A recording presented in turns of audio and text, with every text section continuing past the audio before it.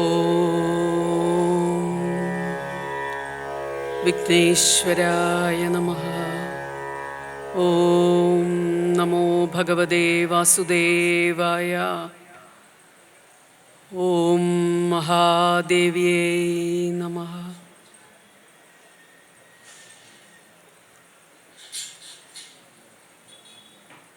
എനിക്ക് ജന്മം നൽകിയ എൻ്റെ മാതാപിതാക്കളെ ഓർത്തുകൊണ്ട് ഈ വിഷയത്തിൽ എനിക്ക് ഗുരുസ്ഥാനീയനായ വെട്ടിക്കോട്ട് മനയിലെ വിനായകൻ തിരുമേനിയെ ഗുരുവായി മനസ്സിൽ കണ്ടുകൊണ്ട് ആ പാദങ്ങളിൽ നമസ്കരിച്ചുകൊണ്ടും ഈ ദേവിയുടെ സാന്നിധ്യത്തിൽ, ഈ ദുർഗയുടെ സാന്നിധ്യത്തിൽ, ഈ ആയില്യം നാളിൽ നാഗാരാധനയുടെ പ്രസക്തിയെക്കുറിച്ച് പരമപവിത്രമായ ഈ ഒരു അങ്കണത്തിലിരുന്നു കൊണ്ട് എനിക്കിങ്ങനെ ഒരു പ്രഭാഷണം നടത്താൻ യോഗം സിദ്ധിച്ചത് പൂർവജന്മ പുണ്യമായി ഞാൻ കരുതുന്നു. ഇങ്ങനെയൊരു ആയില്യം നാളിൽ ഇങ്ങനെയൊരു പ്രഭാഷണം നടത്താനായി ഒരു അവസരം ലഭിച്ചത് വളരെ ഒരു കോയിൻസിഡൻസ് മാത്രമാണ്. ഇന്നല്ലായിരുന്നു എൻ്റെ പ്രഭാഷണം വെച്ചിരുന്നത്, വെള്ളിയാഴ്ചയായിരുന്നു. മറ്റൊരു കാര്യം വന്നതുകൊണ്ട് എനിക്ക് ഇന്നത്തേക്ക് അതൊന്ന് പ്രീപോൺ ചെയ്യേണ്ടി വന്നു. അപ്പോൾ അറിഞ്ഞോ അറിയാതെയോ അത് ആയില്യം നാളിൻ്റെ അന്നായി. നാഗ ദൈവങ്ങൾക്ക്, നാഗത്തന്മാർക്ക് ഞാൻ എൻ്റെ ഈ പ്രഭാഷണം അവരുടെ പാദങ്ങളിലേക്ക് ഞാൻ സമർപ്പിച്ചുകൊണ്ട് ഞാൻ തുടങ്ങട്ടെ. നാഗാരാധനയെക്കുറിച്ച് നമ്മൾ മനസ്സിലാക്കാൻ ശ്രമിക്കുമ്പോൾ നമ്മൾ മനുഷ്യർ അവരുടെ ജീവിത പ്രയാണം ആരംഭിച്ച കാലം മുതൽ നമ്മൾ ചിന്തിക്കണം. കാരണം മനുഷ്യൻ പ്രകൃതിയെ മാത്രം ആശ്രയിച്ച് കഴിഞ്ഞിരുന്ന ഒരു കാലമുണ്ടായിരുന്നു.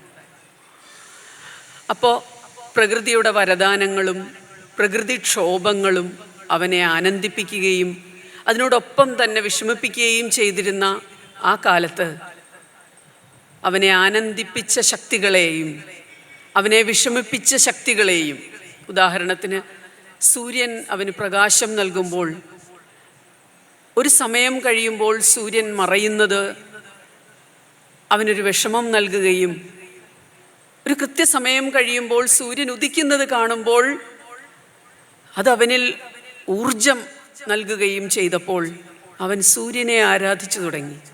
വൃക്ഷങ്ങൾ അവന് തണലേകുകയും അവൻ്റെ ഭക്ഷണത്തിന് ഒരു പോംവഴിയായി കാണുകയും അവന് ജീവിക്കാനുള്ള എല്ലാ ചുറ്റുപാടുകളും ഒരുക്കുവാൻ വൃക്ഷങ്ങളും അതിനോടൊപ്പം ഉരകങ്ങളും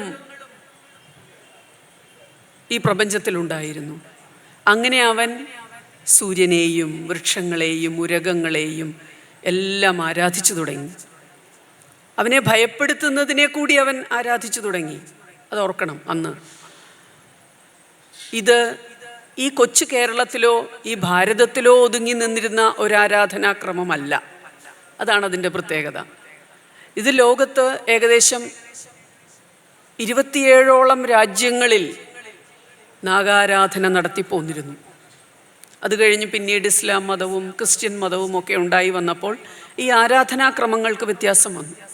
എങ്കിലും Thailand, Cambodia, Indonesia, Iran, Iraq, Syria, Egypt, China, America, UK, Sri Lanka, Africa, ഇങ്ങനെയുള്ള എല്ലാ രാജ്യങ്ങളിലും നാഗാരാധനയുണ്ടായിരുന്നു എന്നുള്ളത് ഇവിടെ ഇരിക്കുന്ന ഓരോരുത്തരും മനസ്സിലാക്കുക.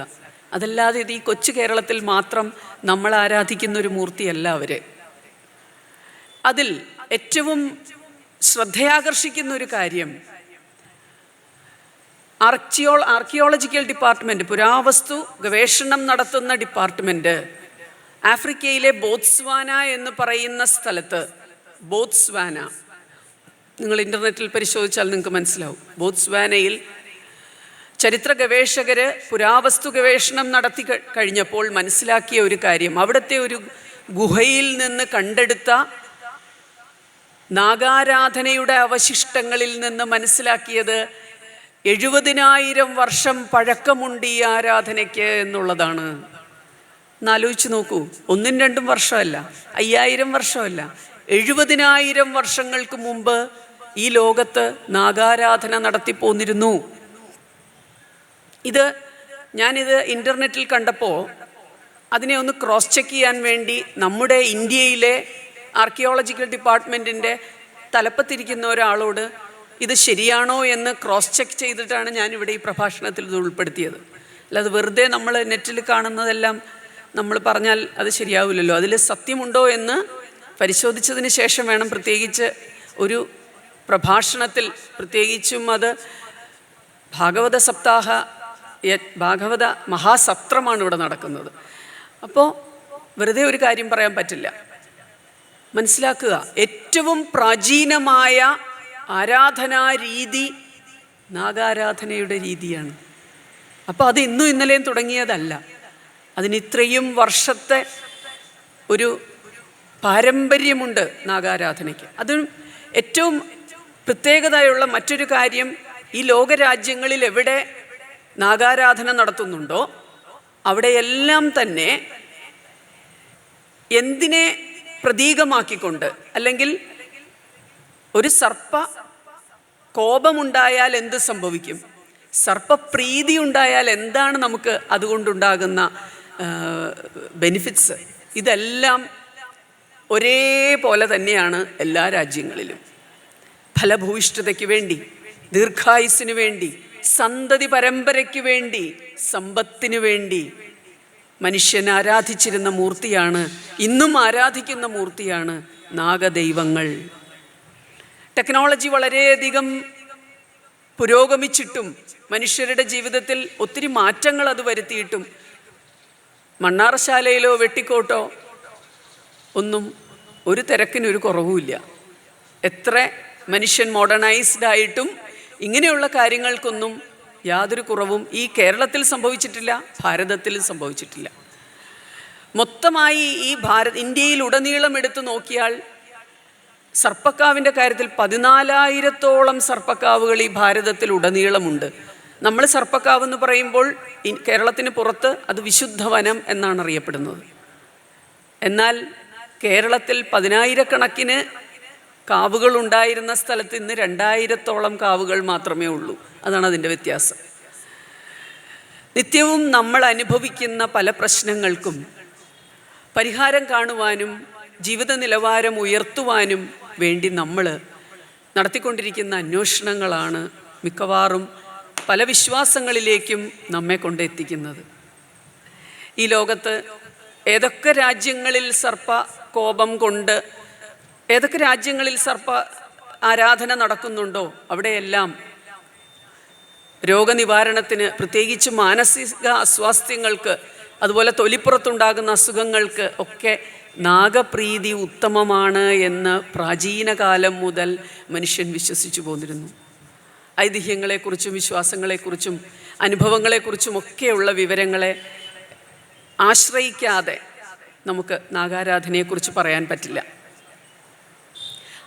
അനുഗ്രഹം നൽകുന്നവയെ മാത്രം ആരാധിച്ചാൽ പോരാ, അങ്ങനെ ആരാധിച്ചാൽ നമ്മൾ നിഗ്രഹിക്കുന്നതിനെ മറന്നുപോകുമെന്നുള്ളൊരു ഭയം ഈ നിഗ്രഹശക്തികളെ ആരാധിക്കുന്ന രീതിയുടെ പുറകിലുണ്ട്. അതായത് ഗുണം നൽകുവാൻ ശക്തിയുള്ള സൂര്യനെയും ചന്ദ്രനെയും നദിയെയും വൃക്ഷത്തെയും പർവ്വതത്തെയും ഒക്കെ ആരാധിക്കുന്ന മനുഷ്യൻ നിഗ്രഹിക്കുവാൻ ശക്തിയുള്ള ഈശ്വര സ്വരൂപമായി നമ്മൾ കാണുന്ന നാഗങ്ങളെ കൂടി ആരാധിക്കുവാനുള്ള ഹൃദയവിശാലത ഈ ഭൂമിയിൽ മനുഷ്യർക്കുണ്ടായി. അപ്പോൾ അതിൻ്റെ അകത്ത് നിന്ന് നമുക്ക് മനസ്സിലാകുന്ന ഒരു കാര്യം, എല്ലാ ജീവജാലങ്ങളിലുമുള്ള ഈശ്വരാംശത്തെ ദർശനങ്ങളിലൂടെ ഈ ഭാരതം ഈ ലോകത്തിന് നൽകി.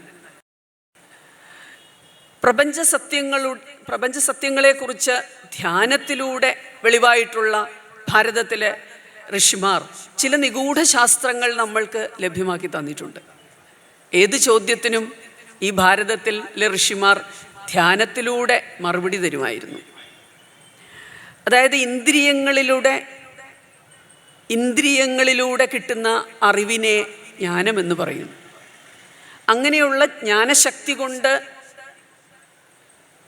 ഋഷീശ്വരന്മാർ ഈശ്വരനിൽ നിന്ന് ശ്രവിച്ച് ദേവഭാഷയായ സംസ്കൃതത്തിൽ രചിച്ചതാണ് വേദം.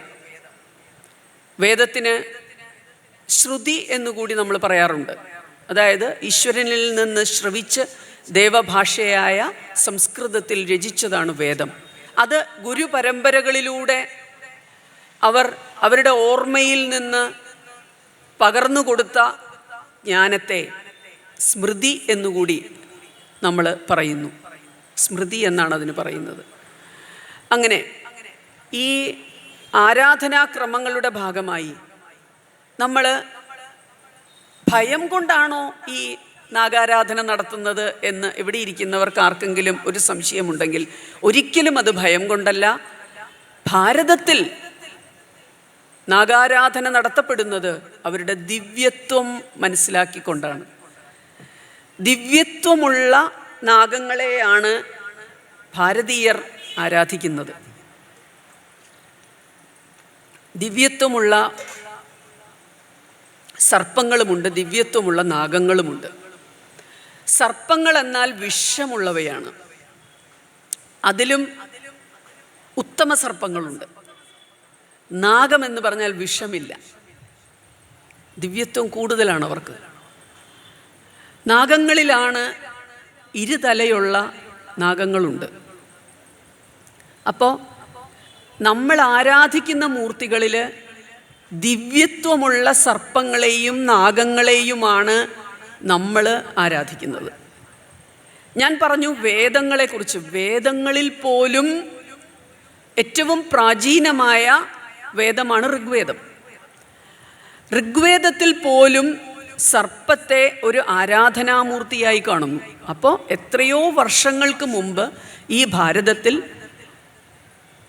ഈ ആരാധനാക്രമങ്ങളുടെ കൂട്ടത്തിൽ നാഗങ്ങളിൽ കൂടെ നമ്മൾ ഉൾപ്പെടുത്തിയിട്ടുണ്ട് ഋഷീശ്വരന്മാർ. ഇനി ഋഗ്വേദമല്ലാതെയുള്ള സാമവേദത്തിലും യജുർവേദത്തിലും മന്ത്രങ്ങളുണ്ട്. നാഗങ്ങളെ പ്രീതിപ്പെടുത്തുന്ന മന്ത്രങ്ങളുണ്ട്. ആ നാഗങ്ങളെ പ്രീതിപ്പെടുത്തുന്ന മന്ത്രങ്ങൾ ഇന്നും നാഗാരാധനാക്രമങ്ങളിൽ ഉപയോഗിക്കുന്നു. അത് ധനലാഭത്തിന് വേണ്ടി, ഫലഭൂയിഷ്ഠതയ്ക്ക് വേണ്ടി, അമരത്വത്തിനു വേണ്ടി, യുവത്വത്തിനു വേണ്ടി, ഐശ്വര്യത്തിന് വേണ്ടിയൊക്കെ നമ്മൾ ഉപയോഗിക്കേണ്ട മന്ത്രങ്ങൾ, നമ്മൾ ചൊല്ലേണ്ട മന്ത്രങ്ങൾ വേദങ്ങൾ ഉദ്ഘോഷിക്കുന്നു. അഥർവവേദത്തിൽ ഈ പ്രകൃതിയുടെ വികൃതികളെ, പ്രകൃതിയുടെ നെഗറ്റീവായിട്ടുള്ള ശക്തികളുണ്ടെങ്കിൽ അവരെ പിടിച്ചു നിർത്താനുള്ള മന്ത്രങ്ങളുണ്ട് അഥർവവേദത്തിൽ. അപ്പോൾ അതിൽ നിന്ന് ഈ പ്രഭാഷണം കേൾക്കുന്നവർ മനസ്സിലാക്കേണ്ട ഒരു കാര്യം, നമ്മൾ അവരുടെ രൂപത്തെയല്ല, നമ്മൾ അവരുടെ ദിവ്യത്വത്തെയാണ് ആരാധിക്കുന്നത്. അതാണ് നാഗാരാധനയുടെ ഒരു പ്രത്യേകത. നമ്മൾ ആ രൂപത്തെയല്ല ആരാധിക്കുന്നത്, നമ്മൾ അവയുടെ ദിവ്യത്വത്തെയാണ് ആരാധിക്കേണ്ടത്. വെറുതെ പോയി തൊഴുതിട്ട് പോരുമല്ല വേണ്ടത്. അതിലെ ശാസ്ത്രീയ വശം എന്താണ്, എന്തിനാണ് നമ്മൾ ആരാധിക്കുന്നത്, അവരെ ആരാധിക്കുന്നത് എന്തിനാണ് എന്ന് ചിന്തിക്കാതെ പോയി ആരാധിക്കുമ്പോൾ അത് വെറുതെ ഒരു മെക്കാനിക്കലായി പോകും. കുറേ കാര്യങ്ങൾ നടക്കാൻ വേണ്ടി അവരുടെ അടുത്ത് പോയി ഇങ്ങനെ ഓരോന്ന് ചോദിക്കുകയല്ല വേണ്ടത്. അവരെ ദിവ്യത്വമുള്ള, അതെങ്ങനെ ആരാധനാക്രമങ്ങളിലേക്ക് വരുന്നതിനെക്കുറിച്ച് ഞാൻ പറയാം പിന്നീട്. അതുപോലെ തന്നെ മതപരമായ ചടങ്ങുകളും വൈദിക യാഗങ്ങളുമൊക്കെ പ്രതിപാദിക്കുന്ന ഗ്രന്ഥമാണ് ഗ്രഹ്യസൂത്രം. ഇതൊക്കെ ആയിരം വർഷങ്ങൾക്ക് മുമ്പ് ഋഷീശ്വരന്മാർ രചിച്ച ഗ്രന്ഥങ്ങളാണെന്ന് ആലോചിക്കണം. ആ ഗ്രന്ഥങ്ങളിൽ പ്രത്യേകിച്ച് ഈ ഗ്രഹ്യസൂത്രത്തിൽ സർപ്പബലിയെക്കുറിച്ചും നാഗാരാധനയെക്കുറിച്ചും സർപ്പവധ ദോഷ നിവാരണത്തെക്കുറിച്ചും പറയുന്നുണ്ട്. അതായത് നമ്മുടെ ഭാഗത്തു നിന്ന് ഒരു പാമ്പിനെ കൊന്നാൽ, അല്ലെങ്കിൽ ഒരു പാമ്പിനെ നമ്മൾ കാരണം കൊല്ലാനൊരിട വന്നാൽ ആ ദോഷം എങ്ങനെ നിവാരണം ചെയ്യാം, അതിൽ നിന്ന് എങ്ങനെ രക്ഷ നേടാം എന്ന് പറയുന്നുണ്ട് എന്ന് അതിനു വേണ്ട മന്ത്രങ്ങളും അതിൽ പറയുന്നുണ്ട്. ഇനി നമുക്ക് നോക്കാം എന്തുകൊണ്ടാണ് നമ്മൾ ഇവരെ ആരാധിക്കുന്നത്, എന്താണ് അവരുടെ ദിവ്യത്വം. നിങ്ങൾ ഓർക്കുക, സർപ്പത്തിൻ്റെ ചലനത്തിൻ്റെ രീതി ഓർക്കുക. സർപ്പിളാകൃതിയിലാണ് സർപ്പങ്ങൾ ചലിക്കുന്നത്, അല്ലേ? ഊർജത്തിൻ്റെ പ്രത്യക്ഷ രൂപങ്ങളായി ഈ ഭൂമിയിൽ ആകെയുള്ള ഒരു ജീവി സർപ്പമാണ്. ഊർജശക്തി സർപ്പിളമായി ചലിക്കും. അങ്ങനെ സർപ്പിളമായി ചലിക്കുന്ന ഈ ഭൂമിയിലെ ഏക ജീവി സർപ്പങ്ങളാണ്. ഊർജത്തിൻ്റെ ശക്തി നമ്മളെ നഗ്നനേത്രങ്ങൾ കൊണ്ട് നമുക്ക് കാണാവുന്ന ഏക ദിവ്യത്വമുള്ള ജീവിയാണ് സർപ്പം. അതാണ് ആ ഊർജശക്തിയുടെ ആ പ്രസരണത്തെ, സൂര്യനിൽ നിന്ന് നിർഗമിക്കുന്ന ആ പ്രകാശകിരണങ്ങൾ, ആ ഊർജം സർപ്പിളമായി ഇവിടെ എത്തുന്നു. ആ രൂപമാകെ സർപ്പങ്ങൾക്ക് മാത്രമേ ഉള്ളൂ. ആ ഊർജത്തിൻ്റെ ആ ഗതി നിർണയിക്കുന്ന. അപ്പോൾ ആലോചിക്കുക, ബ്രഹ്മാവിൽ നിന്ന് ഉദ്ഭവിച്ചു എന്ന് നമ്മൾ കരുതുന്ന ദേവന്മാരെക്കാൾ ശ്രേഷ്ഠരാണ് സർപ്പങ്ങൾ. ദേവന്മാരെക്കാൾ ശ്രേഷ്ഠമായൊരു സ്ഥാനമാണ് സർപ്പത്തിനുള്ളത്. നോർക്കുക, മഹാദേവൻ്റെ കണ്ഠത്തിന് ചുറ്റും 3 ചുറ്റായിട്ടിരിക്കുന്ന വാസുകി, ആ വാസുകിയുടെ ആ സ്ഥാനം, മഹാദേവൻ നൽകിയിട്ടുള്ള സ്ഥാനം, എത്രയോ വലിയ സ്ഥാനമാണ് മഹാദേവൻ നൽകിയിട്ടുള്ളത്. അതിൻ്റെ പ്രതീകം, അതിൽ ഉൾക്കൊണ്ടിട്ടുള്ള തത്വം അത് മറ്റൊരു വശം. എങ്കിലും മറ്റാരെയും മഹാദേവൻ ആ കണ്ഠത്തിലിരുത്തിയില്ല. മറ്റാരെയും ഗണപതി ഭഗവാൻ ശരീരത്തിൽ അണിഞ്ഞില്ല. മറ്റാരെയും ദുർഗ വളയാക്കിയില്ല. മറ്റാരെയും ദേവി കയറാക്കിയില്ല, ആയുധമാക്കിയില്ല. അപ്പോൾ സർപ്പത്തിന് ദേവന്മാരെക്കാളും ഉയർന്ന ഒരു സ്ഥാനമുണ്ട് എന്ന് നമ്മളെ കാട്ടിത്തരികയാണ് അവർ. ഓരോ ക്ഷേത്രങ്ങളിലും നിങ്ങൾ ശ്രദ്ധിച്ചോളൂ, ആ അകത്തിരിക്കുന്ന മൂർത്തിക്ക് പുറത്ത് ഒരു നാഗമുണ്ടാവും, ഒരു സർപ്പമുണ്ടാകും. അവിടെയുള്ള അതിന് നമ്മുടെ ഇതിൻ്റെ ഒരു പ്രത്യേകത, ഈ വിഷയത്തിൻ്റെ ഒരു പ്രത്യേകത, ഇതിന് നമ്മളുടെ മനസ്സിലുദിക്കുന്ന ചോദ്യങ്ങൾക്ക് ഡയറക്റ്റായിട്ടൊരു ഉത്തരം തരാൻ ഒരു പുസ്തകവുമില്ല, ഒരു ഗ്രന്ഥവുമില്ല ഈ ലോകത്ത്. ആകെയുള്ളത് വിദേശീയർ, ഫ്രക്സൺ, വോഗൽ എന്നൊക്കെ പറയുന്ന വിദേശീയരായ ആളുകൾ ഈ ഇന്ത്യയിൽ വന്ന് കുറേ അധികം നാൾ ജീവിച്ച് ക്രൂക്ക് എന്ന് പറയുന്ന ഒരാളുണ്ട്. അതുപോലെ ജെയിംസ് ഫ്രക്സൺ എന്ന് പറയുന്ന ആളാണ് ട്രീ ആൻഡ് സർപ്പൻറ്റ് വർഷിപ്പ് എന്ന് പറയുന്ന ഒരു പുസ്തകം രചിച്ചിട്ടുണ്ട്. ഇതെല്ലാം വിദേശീയർ ഇവിടെ വന്ന് വർഷങ്ങളോളം താമസിച്ച് ഇവിടെ വന്ന് കുറേ കാര്യങ്ങൾ മനസ്സിലാക്കിയിട്ട് അവരെഴുതി വച്ചിരിക്കുന്ന ബുക്കുകളാണ്. ഇതല്ലാതെ നിങ്ങൾ ഏതൊരു പുസ്തകത്തിൽ നോക്കിയാലും, ഏതൊരു ഗ്രന്ഥത്തിൽ നിങ്ങൾ നോക്കിയാലും എന്തുകൊണ്ട് നമ്മൾ നാഗാരാധന നടത്തുന്നു എന്ന ചോദ്യത്തിന് ഒരു ഉത്തരം കിട്ടില്ല. ഭാഗവതത്തിൽ അവിടെ ഇവിടെയായി. ഭാഗവതത്തിൻ്റെ ഒരു പ്രത്യേകത ഏതാണ്? ഏത് ചോദ്യത്തിനും ഭാഗവതത്തിൽ ഉത്തരവുണ്ട്. പക്ഷേ അത് പലതായിട്ട് കണക്ട് ചെയ്ത് നമ്മൾ മനസ്സിലാക്കണം. ഭാഗവതത്തിൽ എന്തിനോടൊക്കെയാണ് സർപ്പത്തെ ഉപമിച്ചിരിക്കുന്നതെന്നറിയോ ഭഗവാൻ? സർപ്പത്തിൻ്റെ ആ ഒരു ദിവ്യത്വത്തെ നമ്മളെ കാട്ടിത്തരാൻ വേണ്ടി ഭാഗവതത്തിൽ അവിടെ ഇവിടെ നമ്മളത് ആ ഒരു മാനസിക അവസ്ഥയോടുകൂടി അല്ലെങ്കിൽ ആ ഒരു ത്വരയോടുകൂടി ഭാഗവതം വായിച്ചാലേ അത് മനസ്സിലാവുകയുള്ളൂ. അപ്പോൾ ഈ ദേവന്മാരെക്കാൾ ശ്രേഷ്ഠമായിട്ട് നാഗങ്ങളെ കരുതുന്നത് കൊണ്ടും ആ ദിവ്യമായ ശക്തി അവരിലുള്ള സർപ്പിളമായ അവരുടെ ചലനത്തെ, ഊർജത്തിൻ്റെ ചലനം, ഊർജ ശക്തി എങ്ങനെയാണ് ഈ പ്രപഞ്ചത്തിൽ നമുക്ക് ചൈതന്യമായി നമ്മളിൽ കുടികൊള്ളുന്നത് എന്നത് നഗ്നനേത്രങ്ങൾ കൊണ്ട് കാണാവുന്ന സർപ്പങ്ങളെ, ആ ദിവ്യമായ ഊർജശക്തി പ്രസരിക്കുന്നത് എങ്ങനെയാണോ അതിൻ്റെ പ്രത്യക്ഷ രൂപമായ നാഗങ്ങളെ ഒരു ഉപാധിയായി അവലംബിച്ച് ഉപാസിക്കുക എന്നത് ഋഷി സമ്പ്രദായമാണ്. ഇതാണ് ഭാഗവതം പറയുന്നത്. ഒരു ഋഷി സമ്പ്രദായമാണ്.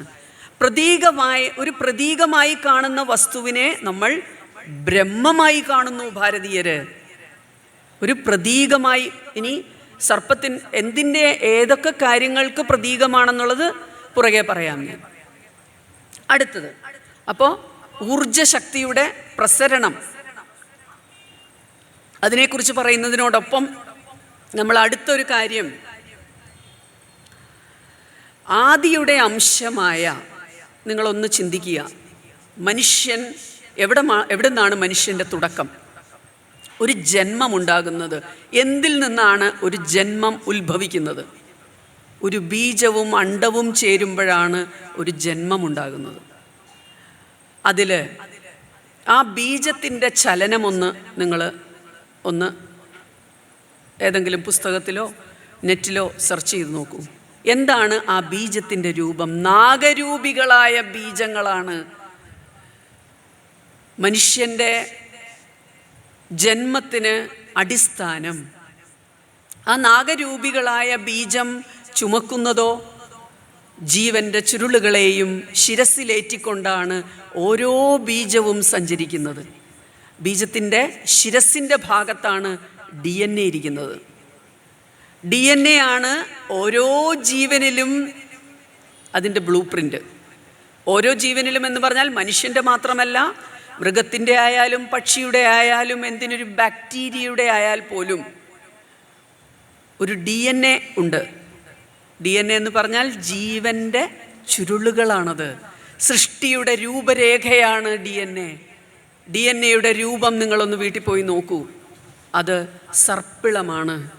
2 സർപ്പങ്ങൾ ഇണചേരുന്നത് പോലെയാണ് DNA.യുടെ രൂപം. ഒരു മനുഷ്യൻ്റെ അല്ലെങ്കിൽ ഓരോ ജീവജാലങ്ങളുടെയും അടിസ്ഥാന ഘടന സർപ്പിളമാണ്. ഇനി മറ്റൊരു പ്രത്യേകത, DNA ലവണ സ്വഭാവമുള്ള ഒരു ലിക്വിഡിലാണ്, ഒരു ദ്രാവകത്തിലാണ് DNA. മനുഷ്യൻ്റെ ജീവൻ ജലത്തിൽ നിന്ന് ഉത്ഭവിക്കുന്നു എന്ന് ഋഷീശ്വരന്മാർ ഈ ഭാരതത്തിൽ കണ്ടപ്പോൾ, അതീന്ദ്രിയ ജ്ഞാനമുള്ള ഋഷിമാർ ഇത് കണ്ടപ്പോൾ ഇന്ന് ശാസ്ത്രം അത് തെളിയിച്ചിരിക്കുന്നു. ഭാഗവതത്തിൽ ഇല്ലാത്തതൊന്നും തന്നെ ഒന്നിലും എവിടെയും കാണില്ല. ഈ ലോകത്തുള്ളതെല്ലാം ഭാഗവതത്തിലുണ്ട് എന്ന് നമ്മൾ പറയുന്നത് ഇതുകൊണ്ടാണ്. അങ്ങനെ ആ DNA.യുടെ ഒരു രൂപം 2 സർപ്പങ്ങൾ ഇണചേരുന്നത് പോലെ നമുക്ക് തോന്നിപ്പിക്കുന്ന ആ രൂപം, അതാണ് മനുഷ്യൻ്റെ ജീവൻ്റെ സൃഷ്ടിയുടെ രൂപരേഖ, ബ്ലൂ പ്രിൻ്റാണത്. ആ സർപ്പാകൃതിയിൽ ഉള്ള DNA.യുടെ രൂപം ഓരോ ജീവനിലുമുണ്ട് എന്ന് മനസ്സിലാക്കുക. ഇനി അടുത്തത്, ഈ സർപ്പത്തിനെ കുറിച്ച് ഗീതയിലാണെങ്കിലും ഭാഗവതത്തിലുമാണെങ്കിലും ഒക്കെ പറയുമ്പോൾ സർപ്പത്തിൻ്റെ ഒരു പ്രത്യേകത അതിൻ്റെ അമരത്വമാണ്. അവർ ജനിച്ച് കുറച്ച് നാളുകൾക്കുള്ളിൽ അവരുടെ പടം പൊഴിക്കും. അതായത് അവരുടെ മൂക്കിൻ്റെ തുമ്പ് മുതൽ വാലിൻ്റെ അറ്റം വരെയുള്ള മുഴുവൻ തൊലിയും, കണ്ണിന് മുകളിലുള്ള ആ ഭാഗം പോലും ഉരിഞ്ഞു മുഴുവനും പോവും. 3 മാസം കൂടുമ്പോൾ ചെറിയ ഇപ്പോൾ മുട്ട വിരിഞ്ഞ പാമ്പുകൾക്ക് അടുപ്പിച്ചടുപ്പിച്ച് പടം പൊഴിയുമെങ്കിൽ അത് പ്രായം കൂടുന്തോറും അതിൻ്റെ ആ ഡ്യൂറേഷന് വ്യത്യാസം വരുമെന്ന് മാത്രം. എങ്കിലും പടം പൊഴിയുന്നതിനെ അമരത്വത്തിൻ്റെ പ്രതീകമായി കാണുന്നു നമ്മൾ. ആ യുവത്വത്തിൻ്റെ പ്രതീകമായി കാണുന്നു. മരണമില്ലായ്മയുടെ പ്രതീകമായി ഈ ലോകത്തുള്ള സകല മനുഷ്യരും സർപ്പങ്ങളെ കാണുന്നത് അമരത്വത്തിൻ്റെ പ്രതീകമായിട്ടാണ്. ഓരോ പ്രാവശ്യം അവരുടെ പടം പൊഴിയുമ്പോഴും പുതുജീവനാണ് അവർക്കുണ്ടാകുന്നത്. ഈ ഒരു പ്രോസസ്സ് ഒരു മനുഷ്യൻ്റെ ജന്മത്തിലുണ്ടെന്ന് നിങ്ങൾ മനസ്സിലാക്കുക. അതായത് ഒരു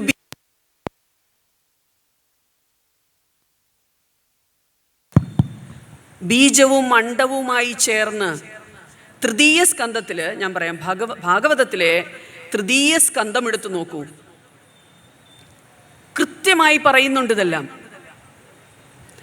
അണ്ഡവും ബീജവുമായി ചേർന്ന് കലലം എന്ന് പറയുന്ന, സൈഗോട്ട് എന്ന് ഇംഗ്ലീഷിൽ പറയുന്ന ഒരു രൂപം ഉണ്ടായിക്കഴിഞ്ഞ് അത് പതുക്കെ 4-5 ദിവസം കൊണ്ട് ചലിച്ച് ബുദ്ബുദം എന്ന് പറയുന്ന, ഭാഗവതത്തിലെ ഭാഷയാണ് ഞാൻ പറയുന്നത്, ഭാഗവതത്തിലെ നോമൻക്ലേച്ചറാണ് ഞാൻ യൂസ് ചെയ്തത്. ബുദ്ബുദം, അതായത് ബ്ലാസ്റ്റോസിസ്റ്റ് എന്ന് ഇംഗ്ലീഷിൽ പറയും, ആയി മാറുന്ന ആ രൂപം ഗർഭപാത്രത്തിലേക്കുള്ള അതിൻ്റെ പ്രയാണത്തിൽ ഒരു 5-6 ദിവസത്തിനുള്ളിൽ നടക്കുന്ന കാര്യമാണ് ഞാൻ പറയണേ. ആ പ്രയാണത്തിൽ എങ്ങനെയാണോ പാമ്പ് അല്ലെങ്കിൽ സർപ്പം അതിൻ്റെ പടം പൊഴിക്കുന്നത്, അതുപോലെ ആ ബ്ലാസ്റ്റോസിസ്റ്റ് അഥവാ ബുദ്ബുദം എന്ന് ഭാഗവതം ഉപയോഗിക്കുന്ന ആ ഒരു ജീവന് ഒരു പുറംപാളിയുണ്ട്. അതിന് സോണ പെല്യൂസിഡ എന്ന് ഇംഗ്ലീഷിൽ പറയുന്നു.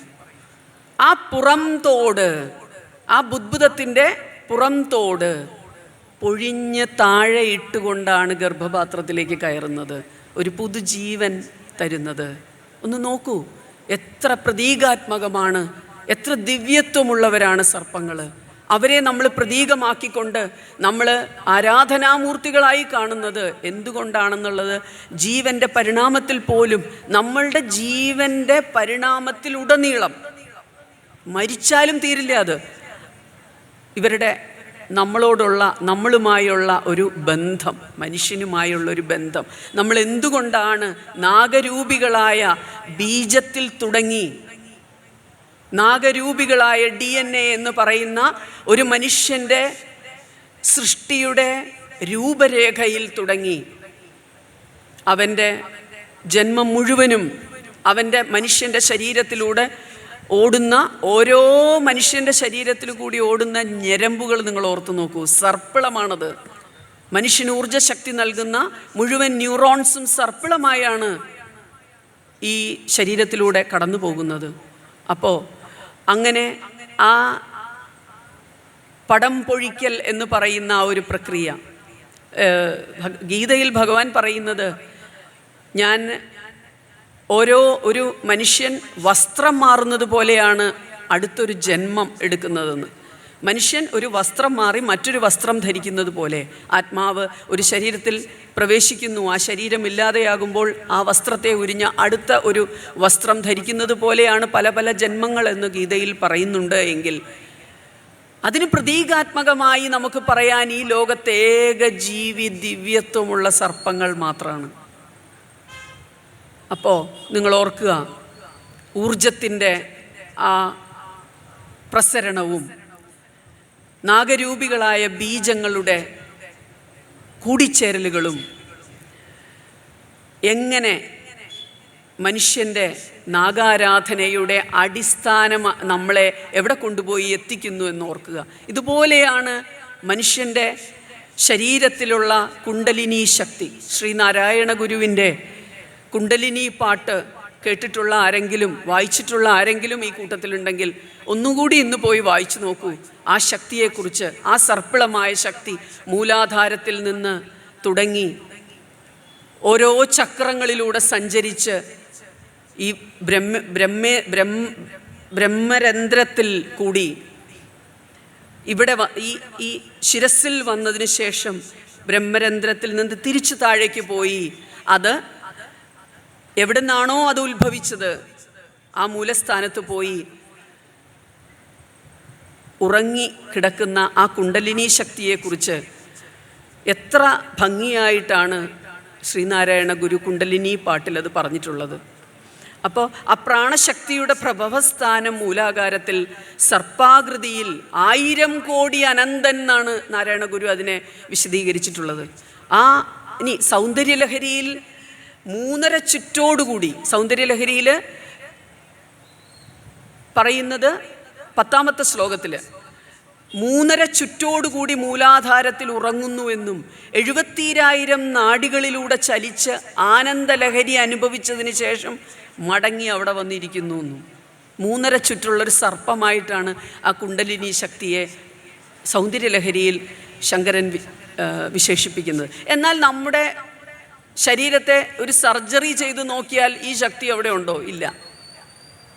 അതിനാണ് ഛാന്തോഗ്യോപനിഷത്തിൽ ഒരു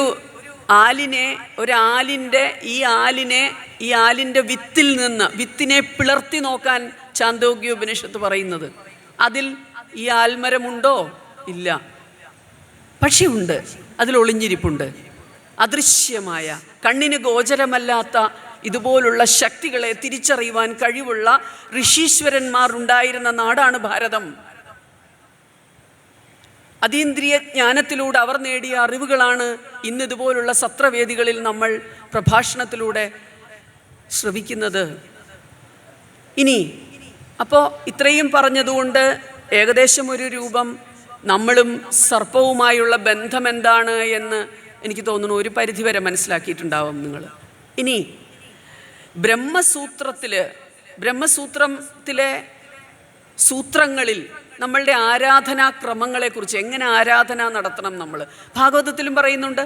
ഭാഗവതത്തിൽ എങ്ങനെ ഉപാധിയെ ആശ്രയിച്ച് ഉപാസിക്കുന്നത് എങ്ങനെ എന്ന് ദശമസ്കന്ധത്തിലെ 87-ാമത്തെ അധ്യായത്തിൽ, ഒന്നും കൂടെ പറയാം ഞാൻ, ദശമസ്കന്ധത്തിലെ 87-ാമത്തെ അധ്യായം വായിച്ചു നോക്കൂ.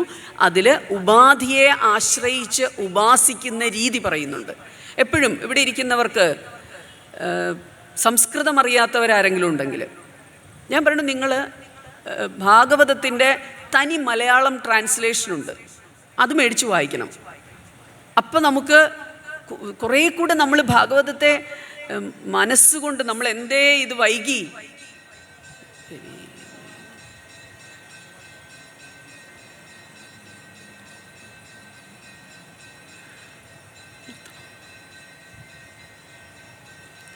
എന്തേ നമ്മളിത് വായിക്കാൻ വൈകി, എന്തേ ഇത് നമ്മൾ മനസ്സിലാക്കാൻ വൈകി എന്ന് നമ്മൾ വിചാരിക്കും. ഭാഗവതത്തിൻ്റെ തനി മലയാളം ട്രാൻസ്ലേഷൻ ഗുരുവായൂർ പബ്ലിക്കേഷൻസിൻ്റെ ഉണ്ട്. അത് വായിക്കാം. ഇല്ലെങ്കിൽ ഒരു ലീലാവതി എന്ന് പറയുന്ന ഒരു, ലീലാവതി ടീച്ചറല്ല, അല്ലാതെ ഒരു സ്ത്രീ എഴുതിയ ഒരു ബുക്കുണ്ട്. ഇതൊക്കെ വായിക്കുമ്പോൾ നമുക്ക് ഡയറക്റ്റ് നോളജാണ് ഭാഗവതത്തെക്കുറിച്ച് കിട്ടുന്നത്. ഈ മനസ്സിലാക്കാൻ പറ്റാത്ത, നമുക്ക് അപ്രാപ്യമായ സംസ്കൃതം വായിച്ചിട്ട് ഒന്നും മനസ്സിലാവാതെ വെറുതെ ഇങ്ങനെ ഇരിക്കുന്നേക്കാൾ എത്രയോ നല്ലതാണ് നമ്മൾ അർത്ഥം മനസ്സിലാക്കി കാര്യങ്ങൾ ഗ്രഹിക്കുന്നത്. അതിൽ ഈ ദശമസ്കന്ധമൊക്കെ നമ്മൾ വായിച്ചു കഴിഞ്ഞാൽ നമുക്ക് എങ്ങനെയാണ് ഈശ്വരോപാസന ചെയ്യേണ്ടതെന്ന് വ്യക്തമായൊരു ധാരണ കിട്ടും. അതിൽ ഉപാധിയെ ആശ്രയിച്ച് ഉപാസിക്കുന്ന ഒരു രീതി പറയുന്നുണ്ട്. അപ്പോൾ ഞാൻ പറയുന്നു, ബ്രഹ്മസൂത്രത്തിൽ ആ ഊർജ്ജശക്തിയെ നമ്മൾ പ്രത്യക്ഷ രൂപമായ നാഗങ്ങളിലൂടെ ഒരു ഉപാധിയായി, പ്രതീകമായി നമ്മളെങ്ങനെയാണ് ആരാധിക്കേണ്ടത്, ഒരു പ്രതീക വസ്തുവിനെ നമ്മളെങ്ങനെയാണ് ബ്രഹ്മമായി കാണേണ്ടത്. ഇപ്പോൾ ഇവിടെ ശ്രീകൃഷ്ണ വിഗ്രഹങ്ങളുണ്ട്. ഒരു വിഗ്രഹത്തെ നോക്കി ഇതാണ് എൻ്റെ കൃഷ്ണൻ എന്ന് പറയാൻ പാടില്ല. പകരം അങ്ങോട്ട് നോക്കിയിട്ട് എൻ്റെ കൃഷ്ണനാണിത് എന്ന് പറയണം. അല്ലാതെ ആ ബിംബമല്ല കൃഷ്ണൻ. ഈ ബിംബത്തെ നോക്കി ഇതാണ് എൻ്റെ കൃഷ്ണൻ, എൻ്റെ കൃഷ്ണനാണിത് എന്ന് പറയുമ്പോൾ നമുക്കുണ്ടാകുന്ന ആ ഒരു മനസ്സിനുണ്ടാകുന്ന ആനന്ദം, മനസ്സിൽ ഉദിക്കുന്ന ഭക്തി, ഇത് നമ്മൾ നാഗത്തന്മാരെ നമ്മൾ തൊഴുമ്പോൾ നമ്മുടെ മനസ്സിൽ ഈ പ്രതീകം ഈശ്വരനാണ്, ആയതാണ്, ദിവ്യത്വമുള്ളതാണ് എന്ന് നമ്മുടെ മനസ്സിനെ നമ്മൾ പഠിപ്പിക്കുമ്പോൾ നമ്മളറിയാതെ നമ്മളിലൊരു ആരാധനാ മനോഭാവമുണ്ടാവും. അപ്പോൾ ഈ ബ്രഹ്മസൂത്രത്തിൽ പറയുന്നത് പ്രതീക വസ്തുവിനെ ബ്രഹ്മമായി കാണണം എന്നാണ്. 4-ാമത്തെ അധ്യായത്തിൽ 3-ാമത്തെ സൂത്രം വായിച്ചു നോക്കൂ. അതിൻ്റെ അകത്ത് കൃത്യമായി പറയുന്നുണ്ട് എങ്ങനെ ഓരോ വസ്തുവിനെ പ്രതീകമാക്കിക്കൊണ്ട് നമ്മൾക്ക് എങ്ങനെ ആരാധന നടത്താമെന്നുള്ളത്. അപ്പോൾ അതിൽ ഇനി എന്തിൻ്റെയൊക്കെ പ്രതീകമാണ് നമ്മൾ നാഗങ്ങൾ? ദിവ്യജ്ഞാനത്തിൻ്റെ പ്രതീകമാണ് നാഗങ്ങൾ. നിങ്ങൾ ഓർത്തു നോക്കൂ, വാൽമീകി ധ്യാനാവസ്ഥയിലിരുന്നപ്പോൾ വാൽമീകിയുടെ ചുറ്റും വന്ന് നിറഞ്ഞത് ചെടികളല്ല, പകരം ചിതൽപുറ്റാണ്. ചിതൽപുറ്റിനെ പറ്റി പറയുന്നത് അഹിനിലയം എന്നുകൂടി ചിതൽപുറ്റിനെ പറയും. അതായത് ചിതൽപുറ്റുകൾക്ക് കീഴേ സർപ്പങ്ങളുണ്ട്. നാഗലോകത്തിലേക്കുള്ള കവാടങ്ങളായാണ് നമ്മുടെ സ്ക്രിപ്റ്റേഴ്സ് ചിതൽപുറ്റിനെ കുറിച്ച് പറയുന്നത്. എവിടെ ദിവ്യജ്ഞാനമുണ്ടെങ്കിലും ആ ദിവ്യജ്ഞാനികളെ തിരിച്ചറിയാനുള്ള കഴിവ് അതീന്ദ്രിയ ജ്ഞാനമുള്ള നാഗങ്ങൾക്കുണ്ട്, സർപ്പങ്ങൾക്കുണ്ട്. ആ ദിവ്യജ്ഞാനത്തെ തിരിച്ചറിഞ്ഞതുകൊണ്ടാണ് വാൽമീകിയുടെ ചുറ്റുമൊരു വാൽമീകം രൂപപ്പെട്ടത്. ആ വാൽമീകത്തിൽ നിന്ന് പുറത്തു വന്ന രത്നാകരൻ എന്ന ഒരു സാധാരണ മനുഷ്യൻ വാൽമീകത്തിൽ നിന്ന് പുറത്തു വന്നപ്പോൾ വാൽമീകി എന്ന് നമ്മൾ വിളിക്കുന്നുണ്ടെങ്കിലും ഒരു ആദി കാവ്യത്തിന് അതൊരു കാരണമായില്ലേ? ഈ ലോകം മുഴുവനും നശിച്ചാലും നശിക്കാതെ രാമായണം എന്നും നിലനിൽക്കും. ഈ ഭൂമിയിൽ എത്രയോ കാലം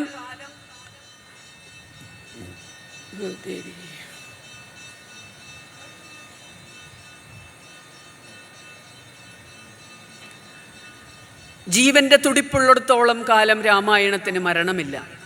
അത് എവിടെ നിന്ന് ഉത്ഭവിച്ചു? ദിവ്യജ്ഞാനിയായ വാൽമീകിയിൽ നിന്ന് ഉത്ഭവിച്ചു.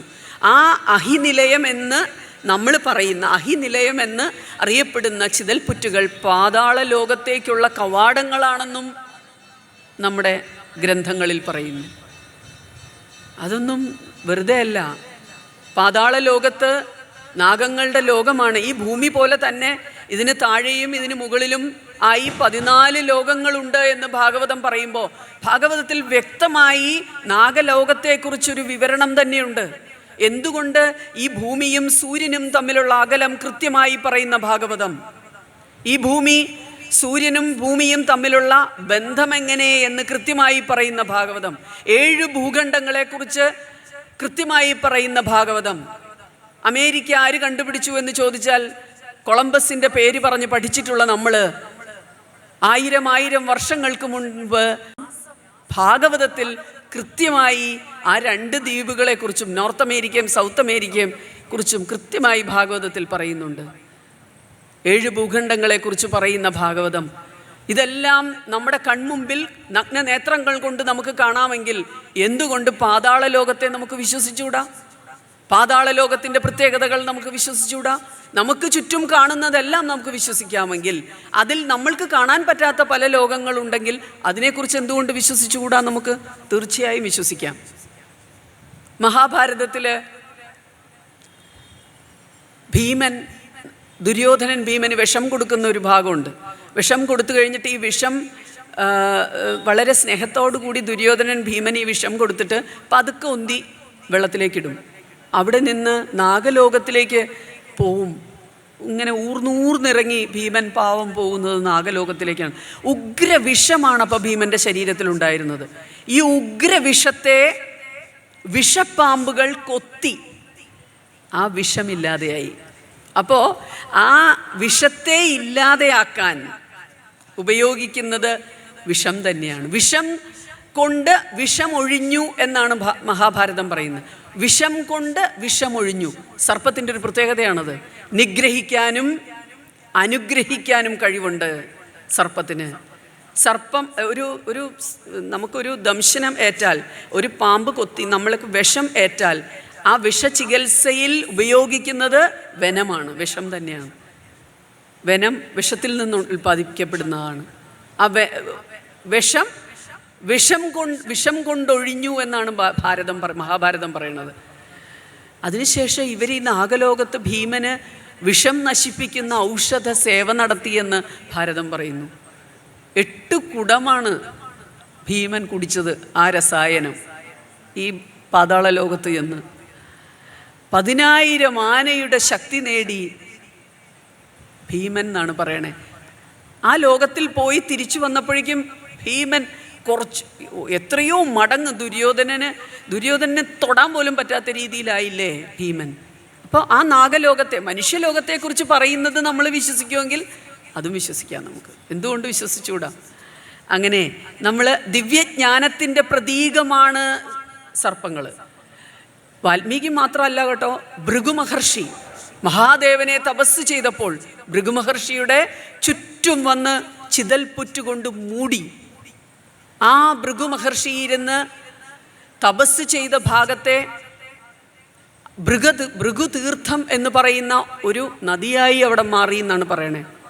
അങ്ങനെ ദിവ്യത്വമുള്ള ആളുകളെ തിരിച്ചറിയുവാൻ കഴിവുള്ള സർപ്പങ്ങൾ, ആ ദിവ്യത്വത്തെയാണ് നമ്മൾ ആരാധിക്കുന്നത്. ഇനി ഗൗതമ ബുദ്ധൻ ഈ ഇഹലോകവാസം വെടിഞ്ഞതിന് ശേഷം ബുദ്ധൻ്റെ രചനകൾ, അതിൽ പ്രജ്ഞാന പരിമിത സൂത്രങ്ങൾ എന്ന് പറയുന്ന വളരെ ദിവ്യമായ കുറേ സൂത്രങ്ങളുണ്ട്. ആ സൂത്രങ്ങൾ കാണാതെയായി. കാരണം ബുദ്ധൻ എന്തിനാണോ ശ്രീ ബുദ്ധൻ അത് രചിച്ചത്, ആ സൂത്രങ്ങളെ രചിച്ചത്, അത് കേൾക്കാനും മനസ്സിലാക്കാനും ഉതകുന്ന, അല്ലെങ്കിൽ അത് പ്രചരിപ്പിക്കാൻ ഉതകുന്നതായിട്ടുള്ള ശിഷ്യന്മാരില്ല എന്ന് തോന്നിയത് കൊണ്ട് ആ ജ്ഞാന കലവറ നാഗങ്ങളെ ഏൽപ്പിച്ചു എന്നാണ് പറയണേ. ഒരു സമുദ്രത്തിൻ്റെ താഴെ ഏതോ ഒരു നിഗൂഢമായ സ്ഥലത്ത് അത് ഒളിപ്പിച്ചുവെന്നും നാഗാർജുനൻ ഉണ്ടായപ്പോൾ, നാഗാർജുനൻ അവതരിച്ചപ്പോൾ നാഗാർജുനനെ സമുദ്രത്തിൻ്റെ ഏതോ അടിത്തട്ടിൽ കൊണ്ടുപോയി ഈ പ്രജ്ഞാന പരമിത എന്ന് പറയുന്ന സൂത്രങ്ങളുടെ ഗ്രന്ഥം കൈമാറി നാഗങ്ങൾ എന്നും സ്ക്രിപ്റ്റേഴ്സ് പറയുന്നു. ബുദ്ധിസം അങ്ങനെയാണ് വിശ്വസിക്കുന്നത്, ബുദ്ധര്. ഇതുപോലെ തന്നെയാണ് സൂര്യനെയും സർപ്പത്തെയും ഒരുപോലെ ആരാധിക്കുന്ന രാജ്യങ്ങളുണ്ട്. സൂര്യൻ്റെ കിരണങ്ങൾ സർപ്പങ്ങളായി അതൊരു ടോട്ടം സിമ്പലായി വെച്ച് ആരാധന നടത്തുന്ന ആളുകളുണ്ട്, നടത്തുന്ന മനുഷ്യരുണ്ട് ഈ ഭൂമിയിൽ, ഈ ലോകത്ത്. അതുപോലെ ഈ ഭൂമിക്കടിയിലുള്ള, സമുദ്രത്തിനടിയിലുള്ള ധാരാളം സ്വത്തുക്കൾ, ധാരാളം വിലമതിക്കാനാവാത്ത മുത്തുകളും പവിഴങ്ങളും രത്നങ്ങളുമെല്ലാം അടങ്ങുന്ന ഒരു വലിയ നിധി കാത്തു കഴിയുന്നവരാണ് നാഗങ്ങൾ. അതുപോലെ എനിക്ക് തോന്നുന്നു കാലത്തെ എഴുന്നേറ്റാൽ എല്ലാ പഴയ ആളുകളും, എനിക്ക് തോന്നുന്നു എൻ്റെ തലമുറ വരെ ഉള്ളവരെങ്കിലും രാവിലെ എഴുന്നേറ്റാൽ ഭൂമിയെ തൊട്ട് തൊഴുത് ലോകാ സമസ്ത സുഖിനോ ഭവന്തു എന്ന് പ്രാർത്ഥിച്ചിട്ടാണ് എഴുന്നേറ്റ് അവനവൻ്റെ കാര്യങ്ങളിലേക്ക് പോകുന്നത്. അപ്പം നമ്മൾ ഭൂമിയെ തൊട്ട് തൊഴുമ്പോൾ അതിൻ്റെ പുറകിൽ ഭൂമി ദേവി ക്ഷമ തരണേ എന്നാണ് പറയുന്നത് നമ്മൾ പറഞ്ഞ് കേട്ടിട്ടുള്ളതെങ്കിലും ഭാഗവതം വായിച്ചു കഴിയുമ്പോൾ നമുക്കൊരു കാര്യം, എനിക്ക് വ്യക്തിപരമായി തോന്നിയ ഒരു കാര്യം, ഈ ഭൂമിയെ അനന്തൻ്റെ ശിരസിന് മുകളിൽ ഒരു കടുകുമണിയായി, തൃതീയ സ്കന്ധത്തിൽ പറയുന്നതാണ്, ഒരു കടുകുമണിയായി ഭൂമിയെ വെച്ചിരിക്കുന്നു എന്ന് ഭാഗവതം പറയുന്നുണ്ട്. അതായത് അനന്തൻ്റെ ശിരസിൽ ഈ ഭൂമിയെ ഒരു കടുകുമണിയായി വെച്ചിരിക്കുന്നു എന്ന് പറയും. അങ്ങനെ ഈ അനന്തൻ്റെ മുകളിലിരിക്കുന്ന നമ്മൾ ആ അനന്തനെ തൊട്ട് തൊഴുകുന്നതാവാം ഭൂമിയെ തൊട്ട് തൊഴുതുകൊണ്ട് രാവിലെ എഴുന്നേൽക്കുന്നത്. അത് നമ്മുടെ ഒരു ആചാരത്തിൻ്റെ ഭാഗം. നമ്മൾ എല്ലാത്തിനെയും നമ്മൾ ആരാധനയോടുകൂടി കാണുന്ന ഒരു സംസ്കാരത്തിൻ്റെ ഉടമകളാണ് നമ്മൾ. അതുപോലെ സർപ്പങ്ങൾ അമരത്വത്തിൻ്റെ പ്രതീകം. അത് ഞാൻ നേരത്തെ പറഞ്ഞു, അവരുടെ പടമുരിയുന്ന ആ ഒരു പ്രക്രിയ അമരത്വത്തെ സൂചിപ്പിക്കുന്നതാണ്. ഈ പ്രതീകങ്ങളെ എല്ലാം മുൻനിർത്തിക്കൊണ്ടാണ് നമ്മൾ അവരെ ബിംബങ്ങളിൽ ബിംബങ്ങളിലേക്ക് ആവാഹിച്ചുകൊണ്ട് ആരാധിക്കുന്നത്. ബിംബങ്ങളിലേക്ക് ആവാഹിക്കുന്നത് മന്ത്രങ്ങൾ ചൊല്ലിയാണ്. ഇവിടെ ഇരിക്കുന്നവരാരെങ്കിലും സർപ്പബലി കണ്ടിട്ടുള്ളവരുണ്ടെങ്കിൽ, സർപ്പബലിക്ക് ശേഷം അവിടെ നടക്കുന്ന കാര്യങ്ങൾ ആരെങ്കിലും കണ്ടിട്ടുണ്ടെങ്കിൽ മനസ്സിലാവും. ഞാൻ നേരിട്ട് കണ്ടിട്ടുണ്ട്, എൻ്റെ കണ്ണുകൊണ്ട് കണ്ടിട്ടുണ്ട്. സർപ്പബലിക്ക് ശേഷം 2 തലയുള്ള കറുത്ത ഒരു നാഗം അവിടെ പ്രത്യക്ഷപ്പെട്ടത്. അത് വെട്ടിക്കോട്ട് മനയിലെ ഉണ്ണി നമ്പൂതിരി നടത്തിയ ഒരു സർപ്പബലി, തൊടുപുഴയല്ല, മൂവാറ്റുപുഴ അടുത്തുള്ള ഒരു കാവുമാറ്റം നടത്തിയപ്പോൾ അന്ന് അവിടെ സർപ്പബലി, അത് കാണാൻ വേണ്ടി പോയതാണ് ഞാൻ, തൊഴാൻ വേണ്ടി പോയതാണ്. സർപ്പബലിയുടെ എല്ലാ കഴിഞ്ഞ് എത്താറായപ്പോഴേക്കും ആളുകൾ പതുക്കെ, ഒരു 100 പേരിൽ താഴെയുള്ളൂ. പക്ഷെ അത് ഫോട്ടോയൊക്കെ ആളുകൾ എടുത്തിട്ടുണ്ടോ എന്ന് എനിക്കറിയില്ല. ഒരു തനി നാട്ടുംപ്രദേശം അത്. ഒരു 100-ൽ താഴെ ആളുകളെ ഉള്ളൂ അവിടെ. ആളുകളുടെ ഇടയിൽ പതുക്കെ ആളുകൾ എഴുന്നേറ്റ് മാറുന്നത് കണ്ട് പതുക്കെ എല്ലാവരും നോക്കുമ്പോൾ ഒരു കറുത്ത് ഇത്രയും നീളത്തിലുള്ള 2 തലയുള്ള ഒരു നാഗം. യാതൊരു ഭയവും തോന്നാതെ അതിനെ ആ ഉണ്ണി നമ്പൂതിരിയുടെ അമ്മ തന്നെയാണ് ഒരു വാഴയിലേക്ക് എടുത്തിട്ട് കാവിലേക്ക് എറിഞ്ഞത്. മന്ത്രങ്ങൾ ചൊല്ലി വിളിച്ചാൽ അവർ വരും. അതാണ് അതിൻ്റെ ശക്തി, മന്ത്രത്തിൻ്റെ ശക്തി അതാണ്. എന്തുകൊണ്ടാണ് സർപ്പസത്രം നടത്തിയ ആ യജ്ഞത്തിലേക്ക്, ആ യജ്ഞ സ്ഥലത്തേക്ക് സർപ്പങ്ങൾ പറന്നു വന്നു എന്നാണ് പറയണേ. അതായത് ജനമേജയൻ്റെ ആ കഥ ഇവിടെ ആരെങ്കിലുമൊക്കെ പറഞ്ഞിട്ടുണ്ടാവും. ജനമേജയനോട്, പരീക്ഷിത്ത് മഹാരാജാവിൻ്റെ മകനാണല്ലോ ജനമേജയനോട് ഉത്തങ്കൻ പറഞ്ഞു, നിങ്ങൾ 2 പേരും അർജുനനും കൃഷ്ണനും ചേർന്ന് തക്ഷകൻ്റെ വാസസ്ഥാനമായ ഗാണ്ഡവവനം നശിപ്പിച്ചപ്പോൾ ആ ഗാണ്ഡവവനത്തിൽ വെന്ത് മരിച്ച എല്ലാ സർപ്പങ്ങളുടെയും ശാപം നിങ്ങൾക്ക് കിട്ടും. വേഗം ഒരു സർപ്പസത്രം നടത്തി ഈ ലോകത്തുള്ള സകല സർപ്പങ്ങളെയും, തക്ഷകനെ, പ്രത്യേകിച്ച് അതിലേക്ക് മന്ത്രം ചൊല്ലി വിളിച്ച് വരുത്തി ആ ഹോമകുണ്ടത്തിലേക്ക് അവർ വീണ് ചത്തുപോട്ടെ. അങ്ങനൊരു സർപ്പസത്രം നീ എത്രയും പെട്ടെന്ന് നടത്തൂ. നിൻ്റെ അച്ഛന് ചെയ്യാവുന്ന ഏറ്റവും വലിയ പുണ്യമാണ്, അച്ഛനോട് ചെയ്യാവുന്ന ഏറ്റവും വലിയ പുണ്യമാണത് എന്ന് ഉത്തങ്കൻ ഈ പാവം ജനമേജയനെ പറഞ്ഞ് പ്രേരിപ്പിച്ച് അവർ ജനമേജയൻ നടത്തുന്ന സർപ്പസത്രത്തിൽ ഇടയ്ക്ക് ആസ്തിക മുനി വന്ന് അതിനെ തടഞ്ഞില്ലായിരുന്നുവെങ്കിൽ ഈ സർപ്പങ്ങൾ മുഴുവനും ഈ ഭൂമിയിൽ നശിച്ചു പോയേനെ എന്ന് പറയപ്പെടുന്നു. പക്ഷേ ഉത്തങ്കൻ പറഞ്ഞൊരു വാക്ക് പ്രത്യേകം നിങ്ങൾ ശ്രദ്ധിക്കുക. തക്ഷകൻ്റെ വാസസ്ഥാനമായ ഗാണ്ഡവവനം നശിപ്പിച്ച കൃഷ്ണനും അർജുനനും സൂക്ഷിച്ചോളൂ, നിങ്ങളുടെ വംശമില്ലാതെയാവും. കൃഷ്ണൻ്റെ വംശമില്ലാതെയായില്ലേ? യാദവ വംശമില്ലാതെയായില്ലേ? ജനമേജയൻ്റെ സ്ഥിതി എന്തായി? ജനമേജയൻ്റെ കഥ കേട്ടിട്ടില്ലേ? ജനമേജയൻ സർപ്പസത്രം നടത്തിയ ജനമേജയൻ്റെ സ്ഥിതി എന്തായി? ജനമേജയൻ കുഷ്ഠരോഗം ബാധിച്ച് പഴുത്തളിഞ്ഞ് അങ്ങനെ ഇരുന്നപ്പോഴാണ് ആത്രേയ മഹർഷി അദ്ദേഹത്തെ വന്ന് കണ്ടിട്ട് പറഞ്ഞു, ഗുരുവും വായുവും ചേർന്ന് പ്രതിഷ്ഠ നടത്തിയിട്ടുള്ള ശൂർപ്പാരകത്തിൽ ഒരു ക്ഷേത്രമുണ്ട്. ശൂർപ്പാരകം എന്നാണ് കേരളത്തിനെ പറയുന്നത്. പണ്ട് ശൂർപ്പാരകം എന്നാണ് രാമായണത്തിലുമൊക്കെ മഹാഭാരതത്തിലുമൊക്കെ കേരളത്തെക്കുറിച്ച് പറയുന്നത്. ശൂർപ്പാരകത്തിലൊരു ക്ഷേത്രമുണ്ട്. ഗുരുവും വായുവും ചേർന്ന് പ്രതിഷ്ഠിച്ച ഗുരുവായൂർ ക്ഷേത്രം. അവിടെ ചെന്ന് 41 ദിവസം വ്രതം ഇരിക്കൂ, എല്ലാം മാറുമെന്ന്. അങ്ങനെ ജനമേജയൻ വന്ന് നൂറ്റാണ്ടുകൾക്ക് മുമ്പ് വന്ന് 41 ദിവസം അവിടെ വന്നിരുന്ന് ഭജിച്ചതിന് ശേഷമാണ് ആ കുഷ്ഠരോഗം പാടെ മാറിയത് എന്ന് നാരദീയ പുരാണത്തിൽ പറയുന്നു. അപ്പോൾ ആ സർപ്പദോഷം, അടുത്തത് സർപ്പദോഷം എങ്ങനെ അടുത്ത ജന്മത്തെ ബാധിക്കുന്നു? സർപ്പദോഷവും കർമ്മനിയതിയും കൂട്ടിച്ചേർത്ത് വായിക്കണം. കർമ്മദോഷങ്ങൾ എങ്ങനെയാണ് നമ്മളുടെ അടുത്ത ജന്മത്തിൽ നമ്മൾ എങ്ങനെയാണ് കർമ്മദോഷങ്ങൾ അനുഭവിക്കുന്നത്? ഭവിഷ്യപുരാണം എടുത്തു നോക്കൂ. ഭവിഷ്യപുരാണത്തിൽ ഓരോ പാപങ്ങൾക്കും എന്താണ് അടുത്ത ജന്മത്തിൽ ഉണ്ടാകുന്ന ഫലം. ഇന്ന പാപം ചെയ്താൽ ഇന്ന ഫലം. ഒരു പുസ്തകം, ഒരു ഗ്രന്ഥം കളവ് മോഷ്ടിച്ചാൽ, ഒരു ഗ്രന്ഥത്തെ മോഷ്ടിച്ചാൽ, ഒരു പുസ്തകം മോഷ്ടിച്ചാൽ അടുത്ത ജന്മത്തിൽ അന്ധനായി ജനിക്കും എന്ന്. ഇങ്ങനെ കുറേ കാര്യങ്ങൾ ഭവിഷ്യപുരാണത്തിൽ പറയുന്നുണ്ട്. ഓരോ ഭാഗവതത്തിലും പറയുന്നുണ്ട്. ഭാഗവതത്തിലും ഓരോ കർമ്മങ്ങൾക്കും എന്താണ് അടുത്ത ജന്മത്തിലുണ്ടാകുന്ന ഫലമെന്ന് കൃത്യമായി പറയുന്നുണ്ട്. അത് എങ്ങനെയാണ് അത് ഒന്ന് ചുരുക്കി പറയാം ഞാൻ. അതായത് ഒരു മനുഷ്യന് പുറത്തൊരു ഭൗതിക പുറത്തൊരു ആവരണം എന്ന നിലയ്ക്ക് ഒരു ശരീരമുണ്ട്. കൂടാതെ ഒരു സൂക്ഷ്മ ശരീരമുണ്ട്, ഒരു കാരണശരീരവുമുണ്ട്. അതിലെ ഈ പുറംതോട് എന്ന് പറയുന്ന ഈ ശരീരത്തിൽ നിന്ന് ആത്മാവ് വിട്ടകലുമ്പോൾ, ഈ സ്ഥൂല ശരീരത്തിൽ നിന്ന് ആത്മാവ് വിട്ടകലുമ്പോൾ മരണം സംഭവിക്കും.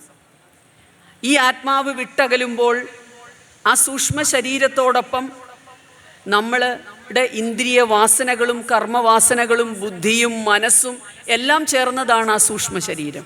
ആ സൂക്ഷ്മ ശരീരവും പേറിയാണ് ആ കാരണശരീരം സഞ്ചരിക്കുന്നത്. ആ സഞ്ചാരത്തിൽ അത് വളരെ പ്യോറാണ്. നമ്മുടെ സൂക്ഷ്മ ശരീരം, നമ്മളുടെ കർമ്മവാസനകളും ഇന്ദ്രിയ വാസനകളും നമ്മുടെ ബുദ്ധിയും നമ്മുടെ മനസ്സും പ്യോറാണെങ്കിൽ, ഉദാഹരണത്തിന് ഗാന്ധിജി, അല്ലെങ്കിൽ വിവേകാനന്ദൻ, അല്ലെങ്കിൽ യേശു ക്രിസ്തു, ശ്രീനാരായണ ഗുരു, ചട്ടമ്പിസ്വാമികൾ, ഇതുപോലെയൊക്കെയുള്ള വളരെ പുണ്യമായ പ്രവർത്തികളിലൂടെ ജീവിതം നയിച്ചവർ,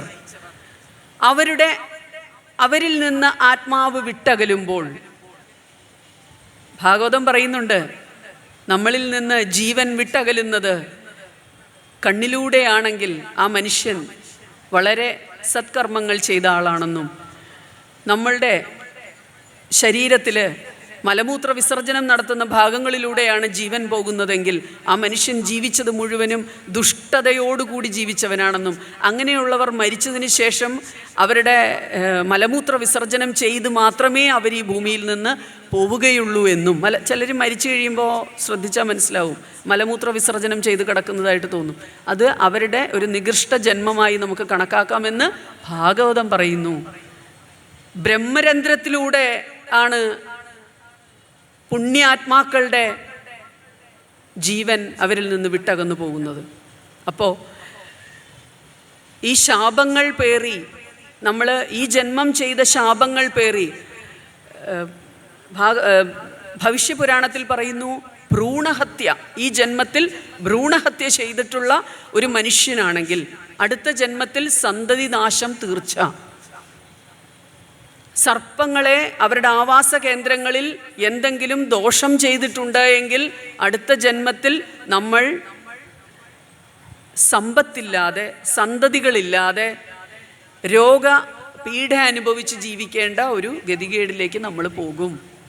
അറിഞ്ഞോ അറിയാതെയോ ചെയ്തു പോയ ഇതുപോലുള്ള തെറ്റുകൾ ശാപമായി നമ്മുടെ മരണശേഷം അടുത്തൊരു ജന്മം നമുക്ക് തന്നുകൊണ്ട് ആ ജന്മത്തിൽ നമ്മൾ അനുഭവിക്കുന്ന ദുരിതങ്ങൾ പേറിക്കൊണ്ട് വീണ്ടും വീണ്ടും ജന്മങ്ങൾ നമ്മൾക്ക് ലഭിക്കും. മോക്ഷമല്ലേ നമ്മുടെ മുഖ്യമായ ലക്ഷ്യം. ആ ലക്ഷ്യത്തിലേക്ക് ഭാഗവതം പറയുന്നത് എന്താണ്? മോക്ഷത്തിലേക്കുള്ള ആ ലക്ഷ്യത്തിലേക്കുള്ള നമ്മുടെ സഞ്ചാരം നല്ല പ്രവൃത്തികൾ ചെയ്ത്, നല്ല ചിന്തകളിലൂടെ, നല്ല വാസനകളിലൂടെ, നല്ല മനസ്സായിക്കൊണ്ട് മുമ്പോട്ട് പോകണമെന്നാണ്. അപ്പോൾ ആ സ്ഥൂല ശരീരം ഉപേക്ഷിച്ച് പോകുന്ന സൂക്ഷ്മം ഒരിക്കലും അതിന് ഒരു പുനർജന്മം കിട്ടാത്ത രീതിയിലുള്ള ജീവിതചര്യകളിലൂടെ നമ്മൾ പോകണം എന്ന് പറയുമ്പോൾ അതിൻ്റെ പുറകിലുള്ള രഹസ്യം എന്താണെന്ന് കൂടി ഓർക്കുക. അപ്പോൾ ഈ ജന്മത്തിൽ ചെയ്ത പാപങ്ങളുടെ ഫലമാണ് നമ്മൾ അടുത്ത ജന്മത്തിൽ അനുഭവിക്കുന്നത്.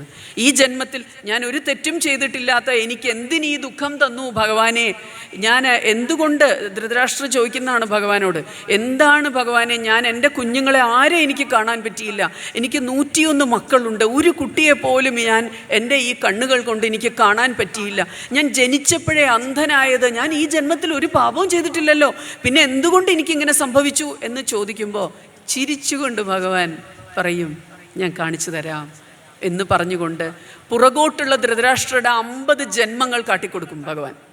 ദിവ്യ ചക്ഷുസ്സുകൾ കൊടുക്കും അത് കാണാൻ വേണ്ടി. അങ്ങനെ ആ ഭഗവാൻ കൊടുത്ത ദിവ്യ ചക്ഷുസ്സുകളോടുകൂടി ധൃതരാഷ്ട്രർ നോക്കുമ്പോഴാണ് ഒരു ജന്മത്തിൽ അദ്ദേഹം ഒരു വേട്ടക്കാരനായിരുന്നു. ആ വേട്ടക്കാരൻ ഒരു പക്ഷിയെ ഉന്നം വെച്ച് കുറേ ദിവസം നിന്നെങ്കിലും പക്ഷി പിടികൊടുത്തില്ല. ഒരു ദിവസം ഈ പക്ഷിയോട് ഒരു ഉന്നം വെച്ചിരുന്നിട്ടും ഈ വേട്ടക്കാരൻ ഈ പക്ഷിയെ കിട്ടാത്തതിൻ്റെ ദേഷ്യത്തിന് ആ വൃക്ഷത്തിലെ ഒരു ചില്ല, ആ പക്ഷിയുടെ കൂടിരുന്നിരുന്ന ചില്ല വെട്ടി നശിപ്പിച്ചു ഈ വേടൻ. വൈകിട്ട് തിരിച്ചു വന്ന് പറന്ന് ഉയർന്നു പോയ പക്ഷി തിരിച്ചു വന്ന് നോക്കുമ്പോൾ ആ കൂട്ടിൽ പാവം പക്ഷിയുടെ 100 മുട്ടകളുണ്ടായിരുന്നു. അത് വിരിഞ്ഞു വരുന്ന സമയമായിരുന്നു. ആ 100 മുട്ടകളും നശിച്ചു പോയി. ആ വിരിഞ്ഞു വരുന്ന കുഞ്ഞുങ്ങളെ ഒന്നും ആ തള്ളപ്പക്ഷിക്ക് കാണാൻ പറ്റിയില്ല. അതിന് ഈ ജന്മത്തിന് ശേഷം വേട്ടക്കാരൻ്റെ അടുത്ത ജന്മം ഒരു നല്ല മനുഷ്യനായി ജനിച്ചു, കുറേ സൽപ്രവൃത്തികൾ ചെയ്തു. അതുകൊണ്ട് പിന്നീടുള്ള ജന്മത്തിൽ ധൃതരാഷ്ട്രരായി, രാജാവായി ജനിച്ചു, ആ സൽപ്രവൃത്തികളുടെ ഭാഗമായി. പക്ഷേ ആ വേട്ടക്കാരൻ്റെ ജന്മത്തിലെ പ്രവൃത്തികൾ കാലം ബാക്കി വെച്ചു. അത് ആ മനുഷ്യനെ അന്ധനാക്കി, തൻ്റെ 100 മക്കളെയല്ല 101 മക്കളെയും കാണാൻ പറ്റാതെയായിപ്പോയി. അപ്പോൾ ഇതാണ് കർമ്മനിയതി അഥവാ ലോ ഓഫ് കർമ്മ. ആ കർമ്മനിയതിയാണ് സർപ്പദോഷങ്ങൾ നമ്മളിൽ ആർക്കെങ്കിലും ഉണ്ടായിട്ടുണ്ട് എങ്കിൽ കർമ്മനിയതി മാത്രമാണെന്ന് മനസ്സിലാക്കുക. അല്ലാതെ ഈ ജന്മത്തിൽ നമ്മൾ ചെയ്ത പാപങ്ങളായിരിക്കില്ല. ഈ ജന്മത്തിൽ ചെയ്ത് ചിലപ്പോൾ അത് ഇപ്പോൾ തന്നെ കിട്ടാനും മതി, കഴിയുന്നതും അത് ഒഴിവാക്കുക. ഇനി ഈ കേരളത്തിലെ കാര്യം കേരളത്തിലെ നാഗാരാധന എങ്ങനെ ഉണ്ടായി, കേരളത്തിൽ എങ്ങനെ നാഗാരാധന തുടങ്ങി, അതിന് പരശുരാമൻ്റെ കഥ പറഞ്ഞു വേണം നമ്മൾ തുടങ്ങാൻ. അതായത് ഈ ഗോകർണം മുതൽ കന്യാകുമാരി വരെയുള്ള ആ ഒരു ഭൂഭാഗം, ഈ കേരളം യുഗയുഗാന്തരങ്ങൾക്ക് മുമ്പ് അങ്ങ് താന്നുപോയി, സമുദ്രത്തിൽ താഴ്ന്നുപോയി. സമുദ്രത്തിൽ താഴ്ന്നു പോയപ്പോൾ ഇവിടെ ഉണ്ടായിരുന്ന സകല ജീവജാലങ്ങൾ, സകല കെട്ടിടങ്ങളും ഗ്രാമങ്ങളും നഗരങ്ങളും എല്ലാം അങ്ങ് സമുദ്രത്തിൽ താഴ്ന്നു പോയി. ഇന്നിപ്പോൾ ദ്വാരക നമ്മൾ ആ കൊട്ടാരം കാണുന്നുണ്ട്. ഞാൻ പോയിട്ടില്ല, പക്ഷെ പറയുന്നത് ദ്വാരക ആ കൊട്ടാരം കാണാമെന്നല്ലേ പറയണത്. അതിൻ്റെ അവശിഷ്ടങ്ങൾ കണ്ടുപിടിച്ചില്ലേ? അതുപോലെ സമുദ്രത്തിൽ താഴ്ന്നു പോയി ഈ കേരളം, ഈ ഗോകർണം മുതൽ കന്യാകുമാരി വരെ. അങ്ങനെ ഇരുന്ന സമയത്താണ് പരശുരാമൻ ക്ഷത്രിയ നിഗ്രഹം കഴിഞ്ഞ്, ക്ഷത്രിയരോടുള്ള വിദ്വേഷം തീർത്തുകൊണ്ട്, ക്ഷത്രിയ നിഗ്രഹം കഴിഞ്ഞ് പരശുരാമൻ സമന്ത പഞ്ചകം എന്ന് പറയുന്ന കുരുക്ഷേത്ര ഭൂമിയിൽ 5 തീർത്ഥങ്ങൾ സ്ഥാപിച്ചതിന് ശേഷം ഈ ക്ഷത്രിയരെ മുഴുവൻ നിഗ്രഹിച്ച് നശിപ്പിച്ചു. ക്ഷത്രിയരില്ലാതെ പിതാവിൻ്റെ മരണത്തോടെ ക്ഷത്രിയരോടുള്ള പരശുരാമൻ്റെ ദേഷ്യം തീർക്കാൻ വേണ്ടി ഈ ക്ഷത്രിയരെ മുഴുവൻ കൊന്നൊടുക്കിയതിന് ശേഷം സമന്ത പഞ്ചകം എന്ന് പറയുന്ന സ്ഥലത്ത്, അതായത് കുരുക്ഷേത്ര ഭൂമി, യുദ്ധം, മഹാഭാരത യുദ്ധം നടന്ന കുരുക്ഷേത്ര ഭൂമിയിൽ 5 തീർത്ഥങ്ങൾ സ്ഥാപിച്ചതിന് ശേഷം ഒരു മഹായാഗം നടത്തി കശ്യപന് പിടിച്ചെടുത്ത ഭൂമി മുഴുവനും ദാനം ചെയ്തതിന് ശേഷം കശ്യപൻ പരശുരാമനോട് പറഞ്ഞു, ദാനം ചെയ്ത ഭൂമിയിൽ ഇനി നിനക്ക് സ്ഥാനമില്ല, ഇനി ഇവിടെ കഴിയാൻ പാടില്ല. അപ്പോൾ പരശുരാമൻ എന്ത് ചെയ്യും? അവിടുന്ന് പോരേണ്ടി വന്നു. അവിടുന്ന് പോകുന്നതിന് ശേഷം ഈ ഭാഗത്തേക്ക് വന്ന്, ഈ തെക്കൻ ഭാരതത്തിലേക്ക് വന്ന് മഹേന്ദ്രഗിരിയിലിരുന്ന് തപസ് ചെയ്യുമായിരുന്നു പരശുരാമൻ. മഹേന്ദ്രഗിരിയിൽ തപസ് ചെയ്തിരിക്കുന്ന പരശുരാമൻ്റെ അടുത്തേക്ക് സങ്കടം പറഞ്ഞുകൊണ്ട് ഈ ഭാഗത്ത് ജീവിച്ചിരുന്ന ആരാധന നടത്തിയിരുന്ന ദ്രാവിഡരായ ആളുകൾ പരശുരാമനോട് ചെന്ന് സങ്കടം പറഞ്ഞു, ഞങ്ങൾ ജീവിച്ചിരുന്ന ഭാഗം മുഴുവനും സമുദ്രത്തിൽ താഴ്ന്നു പോയി, എങ്ങനെയെങ്കിലും ഇതിനെ ഒന്ന് ഉയർത്തിത്തരാവോ എന്ന്. സംപ്രീതനായ പരശുരാമൻ ഒരു കൂട്ടം ആളുകൾ വന്ന് ഒരു അപേക്ഷ അദ്ദേഹത്തോട് പറഞ്ഞപ്പോൾ സംപ്രീതനായ പരശുരാമൻ വരുണനെ നോക്കിക്കൊണ്ട് വരുണനെ വിളിച്ചതും വരുണൻ എന്തോ അത്ര ഗൗനിച്ചില്ല. ഉടനെ ആ കയ്യിലുള്ള അസ്ത്രമെടുത്ത് വരുണനെതിരെ പ്രയോഗിക്കാൻ തുടങ്ങിയപ്പോൾ വരുണൻ പ്രത്യക്ഷപ്പെട്ടു. എന്ത് വേണം ഞാൻ എന്ന് ചോദിച്ചു. അപ്പോൾ പറഞ്ഞു, ഈ തന്നുപോയ ഭൂമിയെ ഒന്ന് ഉയർത്തിക്കൊടുക്കൂ ഇവർക്ക്. എവിടം വരെ വേണം എന്ന് ചോദിച്ചു. നമ്മളൊക്കെ മഴുവെറിഞ്ഞ് കേരളമുണ്ടായി എന്ന് പറയുമെങ്കിലും നമ്മുടെ പുരാണങ്ങൾ പറയുന്നത് ശൂർപ്പം, അതായത് മുറം എന്ന് ഒരു ഭാഗത്ത് പറയുന്നുണ്ടെങ്കിലും ഹവിസ് ഒഴിക്കുന്ന പാത്രം, ഹോമകുണ്ടത്തിൽ ഹവിസ് ഒഴിക്കുന്ന പാത്രം, ആ പാത്രത്തെ പരശുരാമൻ അവിടെ നിന്നുകൊണ്ട് ആ മഹേന്ദ്ര പർവ്വതത്തിൽ നിന്ന് എറിഞ്ഞ്, എവിടം വരെ എറിഞ്ഞോ ഗോകർണം മുതൽ കന്യാകുമാരി വരെയുള്ള ആ ഭാഗം അങ്ങനെ മുറം എറിഞ്ഞു എന്ന് പറയുന്നുണ്ട്. അങ്ങനെയാണ് ശൂർപ്പം ആണ്, മുറം എന്ന് പറഞ്ഞാൽ ശൂർപ്പം എറിഞ്ഞാണ് ശൂർപ്പാരകം എന്ന് ഈ ഭൂഭാഗത്തിന് പേര് വന്നത്. രാമായണത്തിൽ സഹദേവൻ ശൂർപ്പാരകത്തിൽ വരുന്നതായി പറയുന്നുണ്ട്. ഇവിടെ വന്ന് രാജാക്കന്മാരോട് കരം പിരിച്ചതായി പറയുന്നുണ്ട്. അപ്പോൾ ശൂർപ്പാരകത്തിൽ സഹദേവൻ വന്നതിനെക്കുറിച്ച് പറയുന്നുണ്ട്. ഇവരെല്ലാവരും ഇവിടെ വന്നതായി പറയുന്നുണ്ടെങ്കിൽ ശൂർപ്പാരകം എന്ന സ്ഥലത്തിനെക്കുറിച്ച് വളരെ വളരെ പുണ്യപ്പെട്ടൊരു സ്ഥലമായിട്ട് രാമായണത്തിൽ പറയുന്നു, മഹാഭാരതത്തിലും പറയുന്നുണ്ട്. ശൂർപ്പാരകത്തെക്കുറിച്ച് സഹദേവൻ വന്ന ആ ഭാഗം പറയുന്നിടത്തൊക്കെ കേരളത്തെക്കുറിച്ചാണ് പറയുന്നത്. ഇനി ഇങ്ങനെ പൊങ്ങി വന്നെങ്കിൽ അതാണ് നമ്മളറിയേണ്ട ഒരു കാര്യം. ഈ കേരള ഭൂവിൽ ഈ ചേറും ഈ ചേറ് കൂടുതലുള്ള ഭാഗമായി സമുദ്രത്തിൽ നിന്ന് പൊങ്ങി വന്ന ഭാഗമാണ് കേരളം. അതുകൊണ്ട് ഇവിടെ ചേറ് കൂടുതലും പാമ്പുകൾ വളരെ കൂടുതലുമായിരുന്നു ആ കാലത്ത്. അങ്ങനെ വന്നപ്പോൾ ഇവരെ ഈ ഭാഗത്ത് ആര്യന്മാരെ അതായത് നമ്പൂതിരിമാരെ പരശുരാമൻ വടക്കൻ ഭാരതത്തിൽ നിന്ന് കൊണ്ടുവന്നു എന്ന് കേരളോൽപ്പത്തിയിൽ പറയുന്നു. കേരളോൽപ്പത്തിയിൽ പറയുന്നത് ഈ പരശുരാമൻ ഇവിടെ 64 ഗ്രാമങ്ങൾ സ്ഥാപിച്ചു എന്നാണ്. ഈ ഭാഗത്ത് ഗോകർണം മുതൽ കന്യാകുമാരി വരെ 64 ഗ്രാമങ്ങൾ, 64 ഇല്ലങ്ങൾ. ആ ഇല്ലങ്ങളുടെ മുഴുവനും പേരും ഉണ്ട് കേരളോൽപ്പത്തിയിൽ.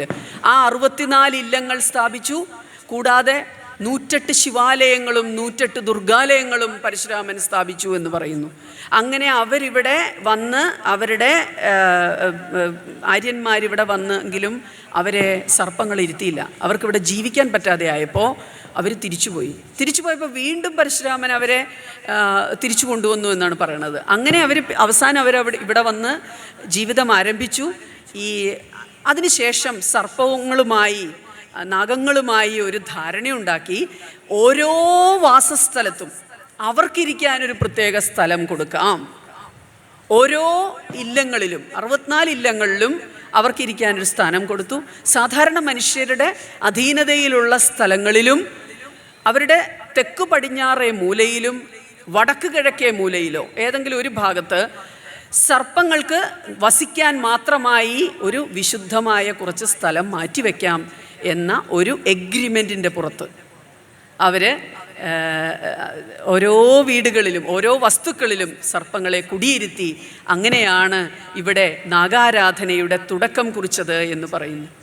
ഇനി ജീവൻ നൽകുവാനും ജീവൻ എടുക്കുവാനും ശക്തിയുള്ള നാഗരൂപത്തെ കിരീടത്തിൽ ധരിക്കുന്ന ഈജിപ്തിലെയും ഗ്രീസിലെയും രാജാക്കന്മാരുടെ അവരുടെ കിരീടങ്ങൾ നിങ്ങൾ ശ്രദ്ധിച്ചു നോക്കൂ.